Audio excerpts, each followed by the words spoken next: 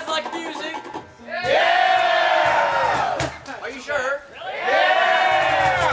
Why? What is he out? Because you're playing.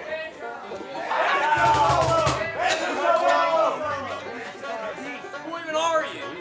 Right out for a banjo solo. Oh, crazy. I think these are our new ranch hands. Are you our new ranch hands? Yeah! But you guys know what ranch hands are. Can't make that joke anymore! No! Some moron did it in base, and now the joke is ruined! Never mind, never mind. I did not know that. I made that joke today. Don't do it, please. Please do not do it. Don't do it. It's dead. It cannot be said no more. No, if we tell you, you might do it.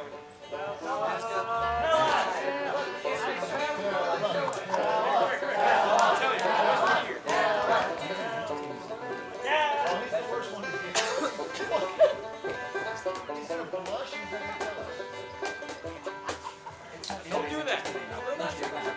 Okay, okay. Don't tell anyone else. Hey, Jailhouse Ranch, it's top secret. Top secret and I'll get fired. I like working here.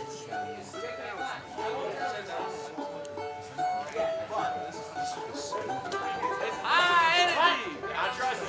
Look how high energy they are. That one's high energy. Yeah, I saw them hands. Hoorah! Are you an Eagle Scout? I don't just know things. I know two things. I know my name. I know how to play bass. I have a question. I know how to cows. That's three things. I know three things. I know my name. I know how to play bass. And I like cows. Good. Now, I'm going to ask you guys a question. Just raise your hand if you have an answer. What is your favorite type of cow? That is brown cow. Those are great cows. What about you? Ah, yes. You ever had a Sterling steak? There you go. Yes. Scottish cow. Do they talk like an accent? Highland cow. Oh, those are like dogs. Little dog cows. Yes.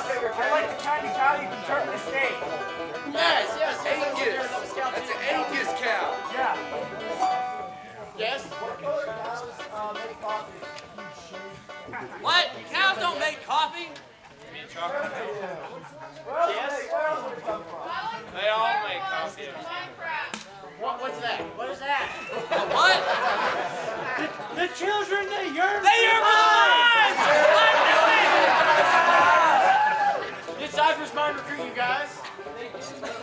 I knew it. They put in the work. We got two first up. They're ranch hands. There are ranch hands, and you can't go back to Cypher's. It's okay. The cows stay above ground most of the time. Most of the time. I have a cow joke. Those are You got a cow joke? I do. Let's hear that. Oh, We call the cows no legs. What? Ground beef. Oh! Now, what do you call a cow? What do you call a cow jumping over a barbed wire fence? What?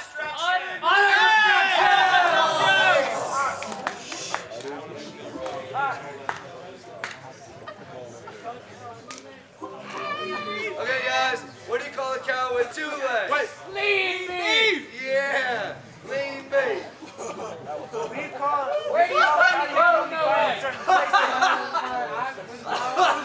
What? What do you call a cow you can only find in certain places? What? A medium rare cow. Any more? Hey, What's up? where do you find a cow with no legs? Where? Same place you left them. And y'all say my jokes are bad. Your jokes aren't about cows. Say that. Most of them are. We got one more joke. What's it? We What like is it? cows. What do you call a cow that swims in the ocean? What? A fish.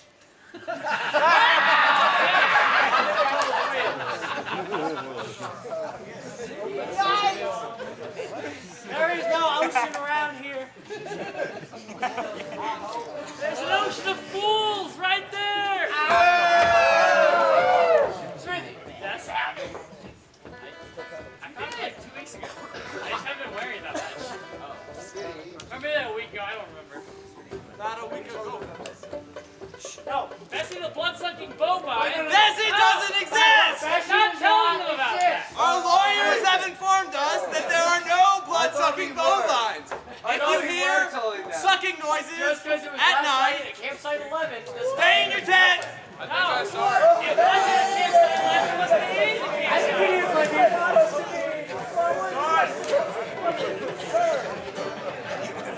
Wait, we got people coming. Late? Come on.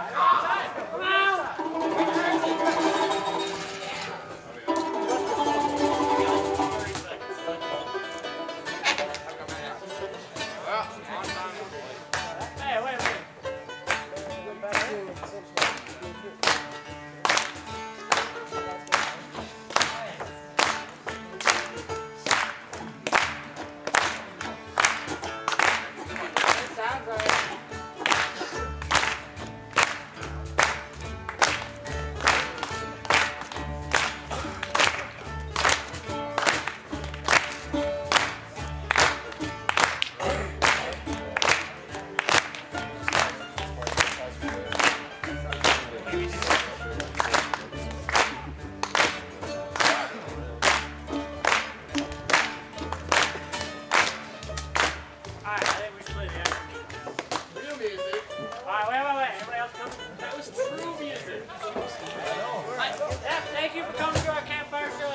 Thank you guys. We were Smithy and the other people as well. Thank you. Hey, wait a minute. You'll learn about us here in a second. Ready? All Set right. us off.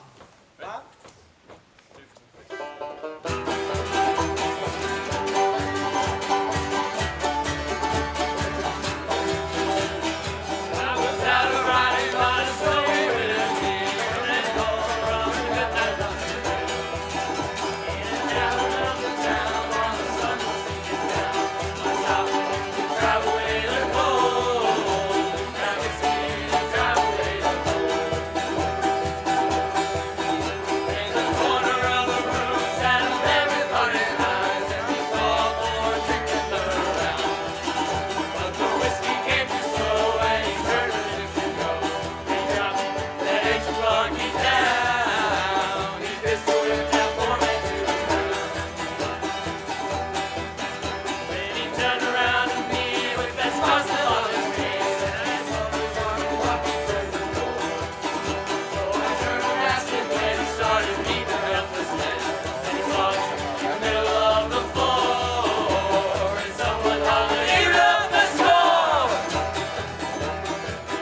Then he turned around to me with that gun still in his hand, and I swear I saw a hammer coming down. And the next thing that I knew, and it's smoking through the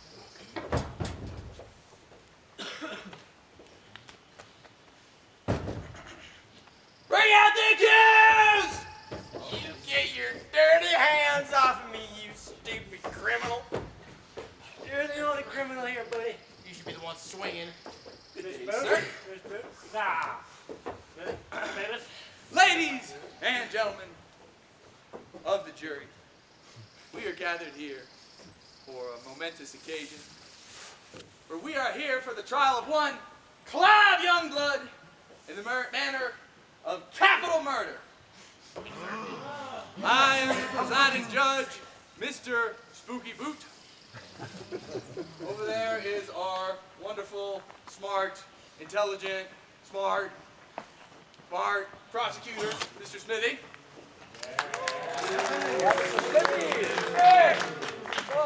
Next to him is the wonderful, smart, strong and tall, Mr. Bailiff, Mr. Jebadiah Greenwood.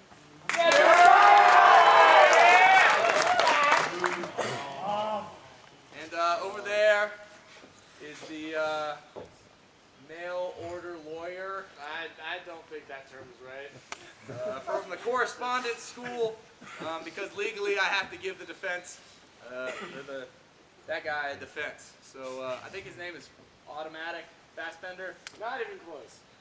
Ah well, that's the defensive lawyer. Yeah, automatic. That's the... Now, since we are at the beginning of this trial, I think it's only proper to start with opening remarks. Mr. Prosecutor, please. Thank you. Mr. Spooky. All right. Now, ladies and gentlemen of the jury, beautiful and handsome ladies and gentlemen of the jury. Now, tonight, I intend to prove the very guilt of this one man right here, Mr. Clive Youngblood, in shooting and killing an honorable member of our Santa Fe community in cold blood. How could you? All right, Mr. Defense Lawyer, if you would like to make your opening remark, you may do so at this time. I will, in fact, make my opening remarks. I am here today to prove that Mr. Clive Youngblood here is not a hardened killer and is, in fact, a sweet baby angel from heaven above. Oh, yeah. He did not shoot out of aggression. He shot in self-defense. That is all.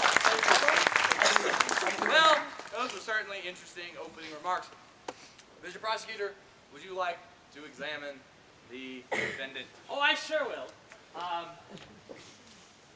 Not a very fine specimen. No, not that kind, the question kind. Oh, the question. I have some of those. All right. Now, Mr. Clive Youngblood, if that is your real name. It is. Sure. Now, if that is your real name, is it not true that on the night of April 38th in 1867, you once stood in the very same room as a Mr. Blackjack Ketchum's horse did 3 days prior? Objection! What is the relevance of that to this case? I think it speaks to the character of the defendant. Overruled.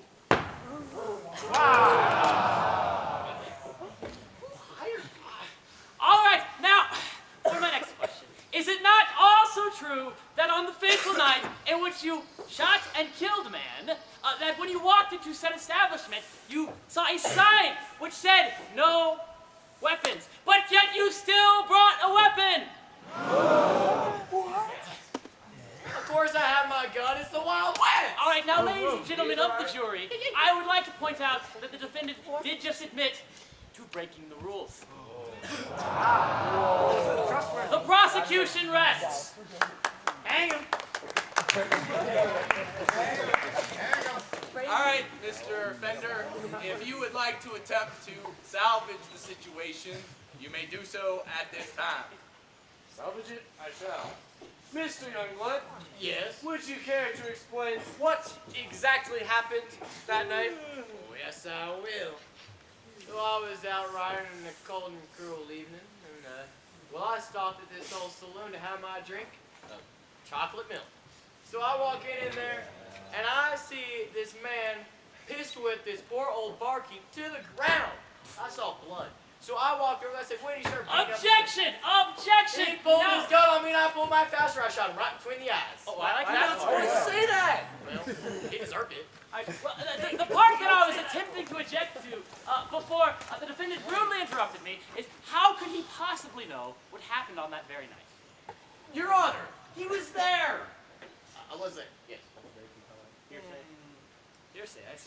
did hear him say it. Sustained. Please strike that from the record.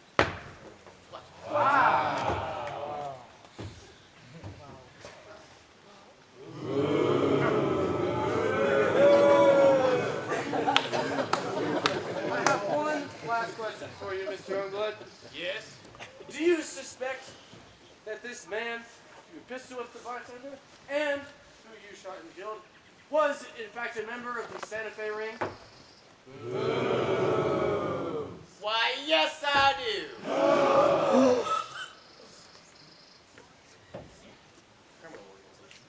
That is all. Thank you very much. Well, ladies and gentlemen of the jury, I certainly learned not a whole lot from that exchange, but hopefully you did. Now, I am, of course, a man of law and order, Bum, bum, bum, bum. and I believe in the things that separate us from the animals, the laws of this land, like the Constitution, and the Declaration of Independence, and the Northwest Ordinance, and the Magna Carta, and every other important piece of legislation that has ever been signed, ever, in the history of mankind. And so we will do this in the most democratic way possible. I'll give you two options, and you'll scream for whichever one you like the most. In the matter of capital murder, is this man guilty?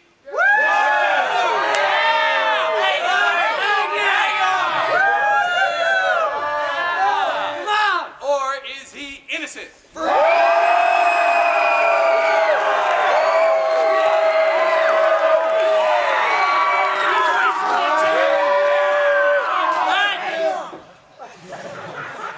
Ladies and gentlemen of the jury, thank you for that feedback. I will certainly take it into deep consideration. Mr. Clive Youngblood. Yes. In the matter of one count of capital murder. Yep. This court finds you guilty and sentences you.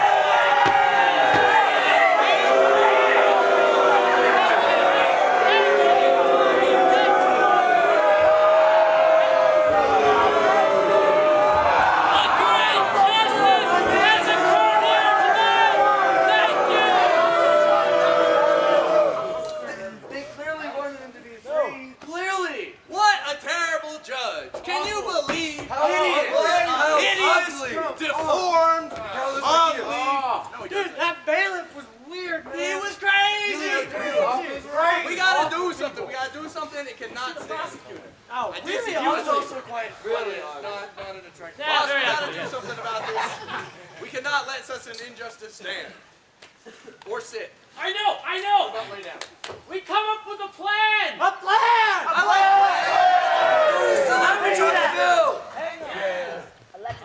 What if we come up with a plan to come up with a plan? I like that! What if we plan to go to the saloon and get chocolate milk? That's what got us here in the first place. No.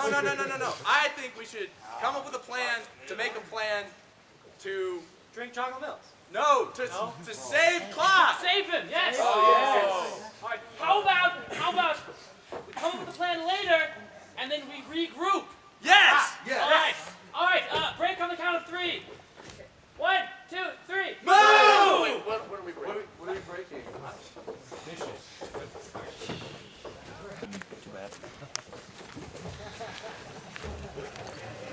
You did this. You.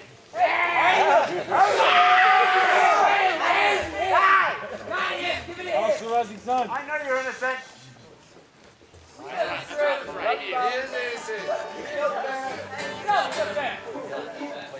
I wrote this one back in 72. I'll have you know. How's the rising sun?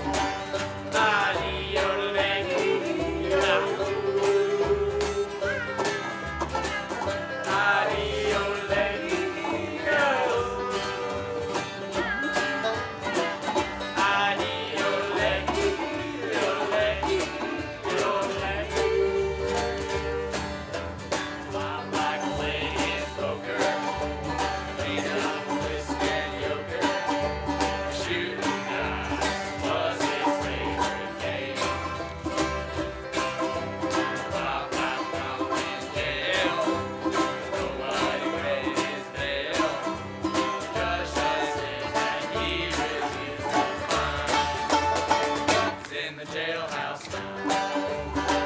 He's in the jailhouse now. Well, I told him once or twice, stop playing cards and shooting dice. He's in the jailhouse now.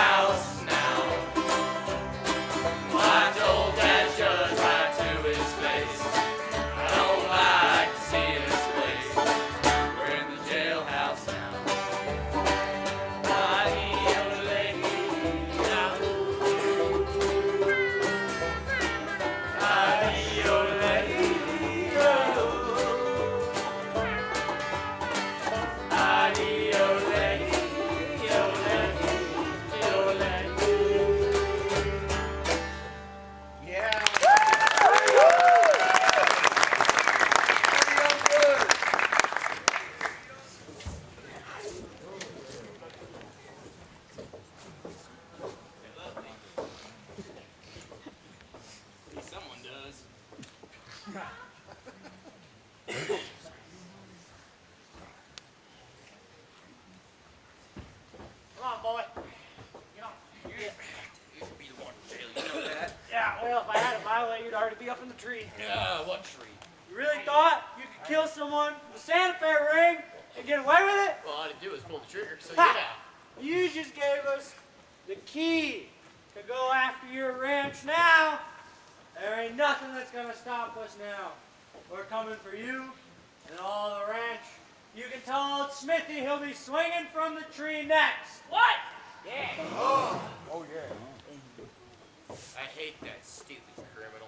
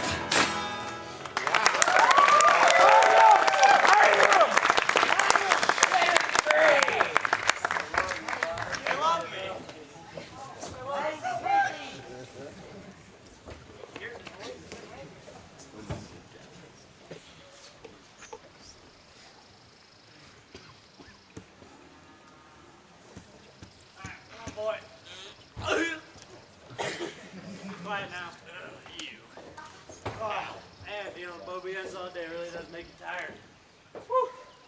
I wish I could just, like, shoot them all and not have to deal with this whole, due process stuff we gotta do. Ugh. Oh, but it's okay.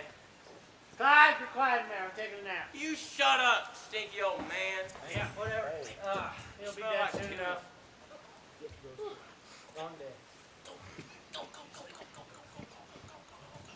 right. He's taking a nap. Yeah. All right, now it's time to do the plan. I came up with a plan. What's the plan? Was I supposed to remember it? Oh. You're supposed to remember the plan. How about we just go and break him out right now?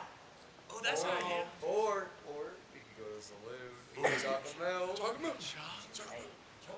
But that's what got us. That's what got us here in the first place. And he's sleeping right now, so... He could be sleeping later though. Smithy, I have a way of resolving this situation. All right, what is it? We listen to the voices in our heads. I do that a lot. Yes. Chocolate milk. So, should we go now, or should we get chocolate milk? Chocolate milk!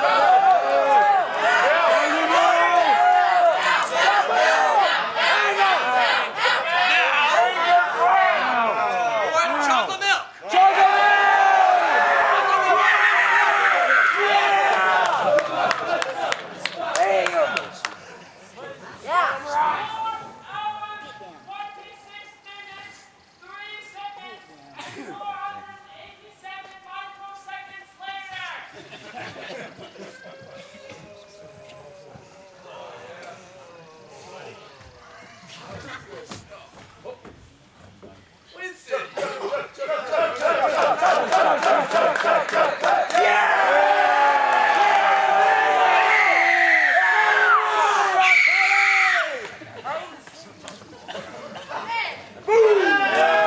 Alright, let's bring him back now.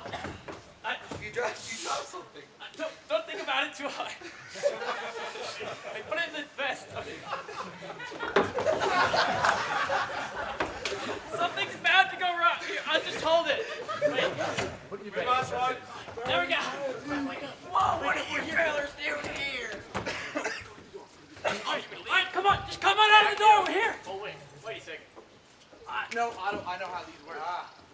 Educate us. Turn the thing. This is a door. It's really simple. You just, Hey, there's something wrong with it. It's broken. I think it's broken. I got it. I got this. Push, not a pull. Smithy, I don't think you're moving. boss. We're gonna need a key. I don't Try kicking it a few times. I don't have. Wait, Clive with the door. He's behind the door. We can't Door. click him. Oh. Wait. we Hey, have- Clive, have you seen where the key is? Oh, I think that man swallowed it. He ate it? Yeah, that's gonna suck later. Wait. Ah, boss. Wait a minute. Yes. Wait, come here. No, turn around. The other way. Yes. We have a universal key. Ah, yes, very good. But Where did you get that? It's my emergency TNT. but Smithy, TNT is really loud. We need another option. Wait, I got a battering ram. Oh, of course, a battering ram. Yeah. Oh, Did you make that yourself? I've been carrying it in my You're a pocket. craftsman.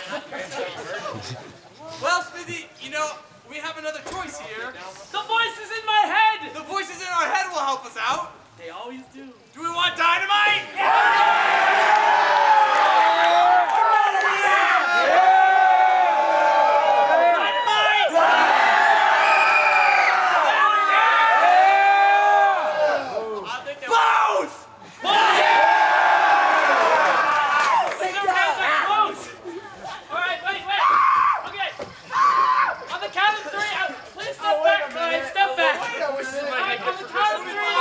I'll blow the dynamite when we hit it with the battery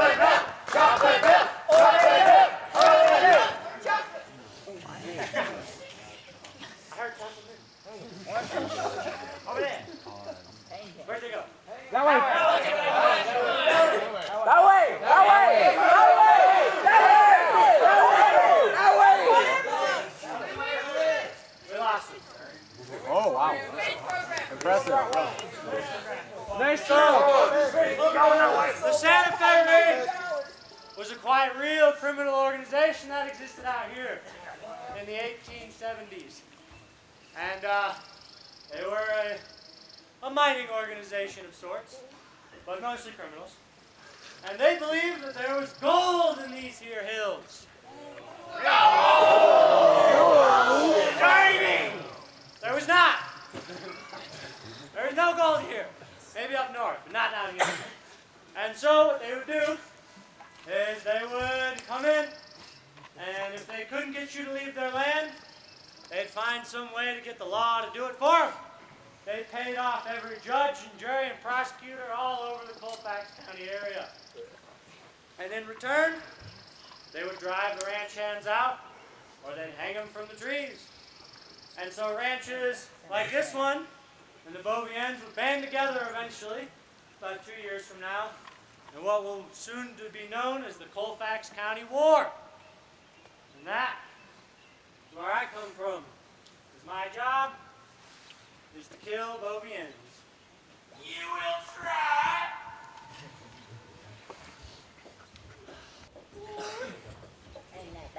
All right, that was another successful jailbreak right there. That's what I was saying. Have you had unsuccessful ones? Well, I've been arrested like, what, 6 times A now? lot. Yeah, at least 6. Yeah, well, where's that other time? We've had a few good ones. Well, after every successful jailbreak, How many have you done? a lot. One. Some of them have been successful. 2, 4, 6. No, that's 7. I thought that was 2. Well, anyway, we don't need to count in the numbers. After every successful jailbreak, I like to end it with a good story. So here goes. Now, I first came out here, well, I think it's been around 4 years now. And I was looking for just about any job that I could get. First, I worked as a sawyer for the Continental Tie and Lumber Company. I worked as a mucker up in the mines on Baldy Mountain. I worked as a blacksmith in those same mines. And now I'm working as a rancher here at Beaubien. If you can think of a manual laborer job, I've just about done it. So when I tell you that this is the greatest story that I know, you best believe it. Now, I first met Matt McCoy about 2 years ago in these very same hills. Now, Matt McCoy was a dreamer, a real dreamer. But, well, when I say dreamer, I don't mean someone who aspires to big things. Well, maybe he did, I don't know. But what I mean is that he was almost always literally asleep. Any time of day, you could find him in his bunkhouse, thrown back in his bunk, with his boots still on, and his eyes flickering behind those eyelids. He could fall asleep doing just about anything. Now, one time, he fell asleep while he was milking a cow. He's milking the cow, and then he just fell over. He didn't mind it too much. Another time, he fell asleep while he was tacking up a horse. He took the saddle, he threw it up, and then down he went. And another time, I think this is the most impressive one. We were driving a herd of cattle down that meadow, right down there. We were at full gallop. And then he fell asleep at full gallop. How do you do that? I don't know. If we hadn't ridden up beside him and woken him wide up, he would have fallen off. And that would have been the last of him. Now, in the mornings, he would tell us about those dreams that he had the night prior, in front of heaping plates of eggs and bacon. Now, Matt McCoy was not a man without his faults, but he could sure dream one heck of a dream. I can still remember a few of them these years later. One time, he told us about a cow 20 feet tall that would reach up and eat the pine needles off of the ponderosa pines. Or another time, that a cowboy had a lariat so big that he reached out and lassoed the moon into earth. Or another time, it rained so hard that the ranch hands had to pick the fish out of their boots and scrape the barnacles off of their bedposts with a penknife. And then it began to rain so hard that you could see a whale swimming across the sky. Now, one day, we hired a new man onto our ranch, a man by the name of Mr. Bill. I don't remember his last name, but we called him Bill. Now, actually, I say man, but really, he was more of a boy. He was a lot younger than many of the ranch hands that we take on here. It's dangerous work, really, but it pays quite well, and his mother needed the money. And so what we did is we told Mr. Matt McCoy to look after it. And one day, as Matt McCoy was looking after Bill, they're driving a herd of cattle down that same meadow there, and well, as Matt McCoy tends to do, he fell asleep, and one thing led to another, and well, Bill ended up getting stampeded by a herd of cows. And that was the last that we ever heard of him. Now, Mr. Matt McCoy, he didn't take that too well. I don't think many of us would, so he made himself a promise. He said, I will never sleep another wink in my life. Well, you knew him as well as I did. You know it wouldn't last too long. And I think he lasted a good 10 hours. Probably the longest he'd ever gone in his life. But sure as can be, eventually we found him in his bunkhouse with his boots still on, his eyes flickering behind his eyelids. And after a little while, the boss said, well, I think it's time to wake him up. So we went over and we shook him.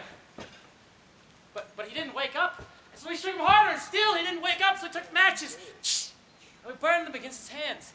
And then needles in his fingers, and still he wouldn't wake up. So we called in the doctor. And the doctor came out, he took a look at him, and he said, now, his eyes may be flickering, but he has no pulse. He's not breathing. This boy's been dead for at least a day. And now, when I heard that, I couldn't believe it. His eyes are still flickering. He's my friend. He can't be dead. It's not possible. But, well, after a day or two more, as the blood began to pool in his joints, he began to smell. And so we called in the morticianer. And as his body was laying in that pine box, and the box lowered into the earth, he continued dreaming those wild dreams of his for 3 long months. And slowly, the dreams began to seep out into the earth around us. So as you go to sleep tonight, keep your thoughts on Mr. Matt McCoy. And don't dream too hard, because if you do, you might not wake up.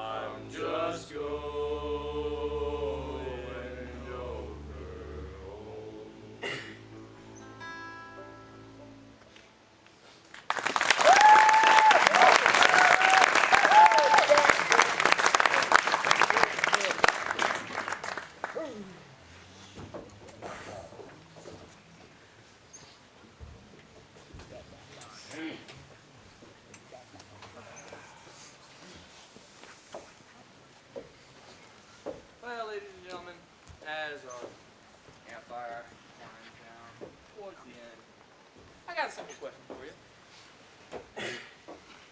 Whose trek has gone exactly like they thought it was going to go? No, put your hands down. Every night we get someone smart. Yeah. Now, of course, it's impossible for you to fully expect the Philmont experience. One might even say that's the point. You can look at a map the night before, and you can guess along with your navigator the elevation change, and the mileage, and which trail's the right one. But man, isn't it funny how that seems to feel a whole lot different the next day when you're actually taking step after step.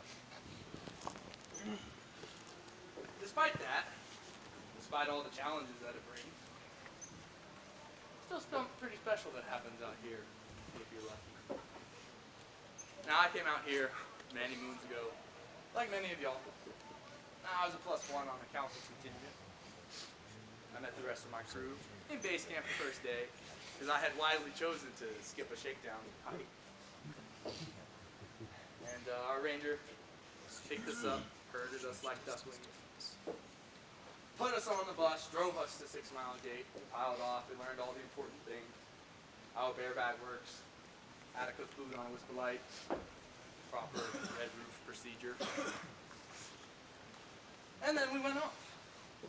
Like many treks, you go up, you go down, you go all around. By day 4 or 5, man, we thought we knew everything. It had been going smoothly. Of course, we were the kings of Philmont. Our trek was in the North Country on day 5. We were hiking from Head of Bean towards Santa Claus, which, if you don't know, is through the middle of a burn scar. Now, if you've ever been in a burn scar, you know that there is nothing but wildflowers, the ridge lines, and the sky. I remember thinking to myself, oh, how beautiful it all was, because you could see for miles. I think it was the whitest sky I have ever seen. Big sky country, they say. And then, of course, as I'm admiring the view, I hear a cry of pain behind me and a thunk as someone goes down. He had twisted his ankle. He could have put weight on it. The discussion started, what are we going to do? What are we going to do? As one does when faced with adversity. Should we send runners back to Head of Dean to get an infirmary case going? Should we just pick them up and keep moving? Should we take a break and enjoy the view while we figured it out? And because we were arguing, we ended up stopping. And there was a little rocky bluff off to the side, and I remember standing on it, looking out. And I can still remember the white fluffy clouds painted across the sky, how they contrasted so nicely with the blue and the yellow of the wildflowers in that valley. And I can still remember the first rumble of thunder behind me. I could still remember turning to look over my shoulder at Baldy Mountain as the largest thunderheads I have ever seen to this day came rolling over that mountain right towards me. I still remember that first bolt coming off and that clap that followed. And boy, all of a sudden, did the conversation get a lot more heated and a lot more tense. Because all of a sudden, we realized that that thunderclap was a lot closer than the one before it. Yep, the storm was coming right for us. I had a way of sharpening the mind. We picked up the pack, we threw some trekking poles under it, threw it over 2 guys' shoulders like a stuffed pig. Picked the guy up by his shoulders, one on each side, and then we started to book it down the canyon. And every step was a little bit scary. What if I step wrong? What if I go down? What if we get caught? And the thunder got closer. 5 seconds away. 4 seconds away. 3 seconds away. And then finally we hit Santa Claus. At that time it was a trail camp. We found the closest campsite. And then the smell started. You've been out here long enough. You know that the wind carries a very certain smell right before it's truly going to open up. We got exactly 1 piece of crew gear up, our diving fly, before the storm caught us. before the hail started battering us, and the wind started lashing at us, and the knots started shaking, and boy did we hope that dining fly was hail-proof. But we all made it under there. All 13 of us, which if you have the Philmont Standard dining fly, you know is quite a feat. And as we were sitting there huddling, the injured guy in the middle, all of us kind of around him, we looked at each other. And all the fear, all the terror, it bled out in one moment. And I made eye contact with the guy next to me. And even though the wind was still battering away at us, and the rain was still lashing at us, and the sky was still unleashing its fury upon us, we made eye contact. We started laughing. It's probably the hardest I've ever laughed in my entire life. And you know, if it was a little nervous laughter, who cares? Now I want to share that story with y'all, because that's the kind of thing that can happen out here. You may not realize it now, but the things you are doing as you walk through these hills are things that very, very few people in this world get to experience. And yeah, some days really suck. They're hard. The lightning comes for you. The storm whips around you. Maybe it's not weather. Maybe it's an injury. Maybe it's an argument. Who knows what form your lightning will take. But I want y'all to remember that one day you will look back on this experience and you will realize that it is one of the greatest things you have ever done in your life. And so the next time the winds of whatever start whipping away at you, know that you'll get through it and that in the end it'll all be worth it. Now as we come to a close of this campfire, we will end as all Philmont campfires do by inviting all staff, past and present, up to the stage so that we might sing the Philmont Hymn.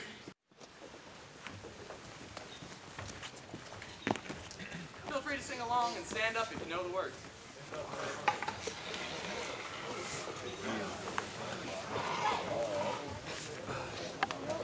Oh, praise Greenwood.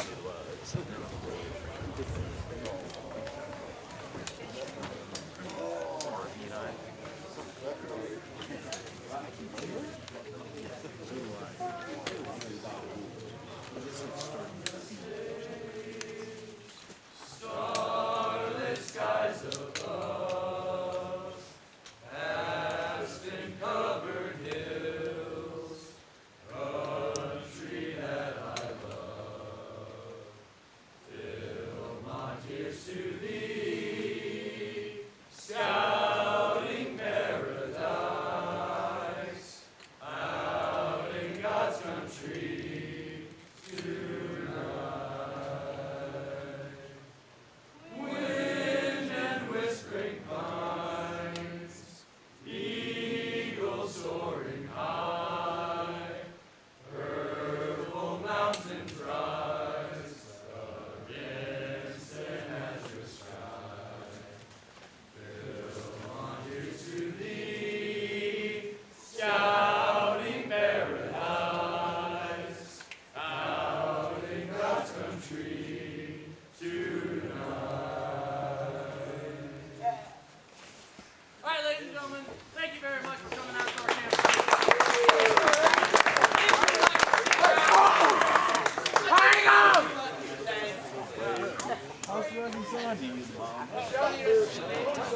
Singing. We got more. Come on, God. Yeah, let's get the fuck out of here before Harvey actually.